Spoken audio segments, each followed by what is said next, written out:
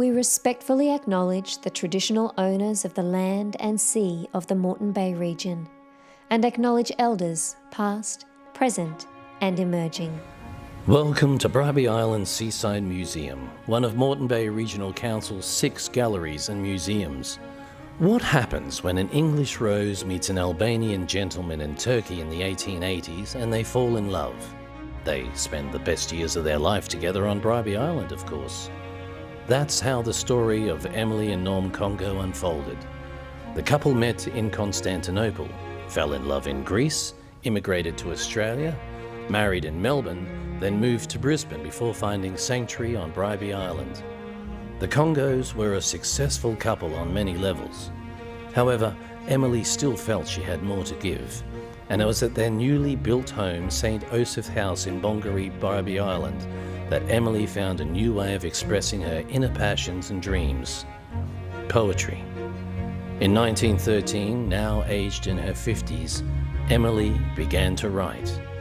Her first book, Stella Australis, was published in 1914.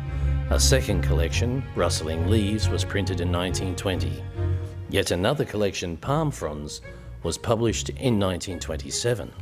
Emily's place in Australian literary history was secured in 1935 when her poem Princess Mona, published in 1916, was transformed into Australia's first opera, Auster, by her friend and renowned composer, Alfred Hill.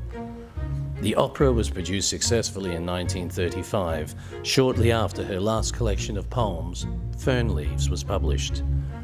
In 1934, the Coungeaus, now in their 60s, decided to take a well-earned rest and left Bribie to travel the world. Unfortunately, Emily took ill and their trip was cancelled.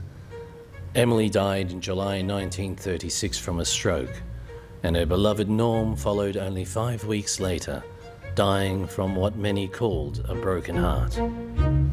Emily's legacy reaches beyond her writings, with St. Osoph House, now known as Coungeau House, still standing, pride of place, here in Bongaree, Bribie Island.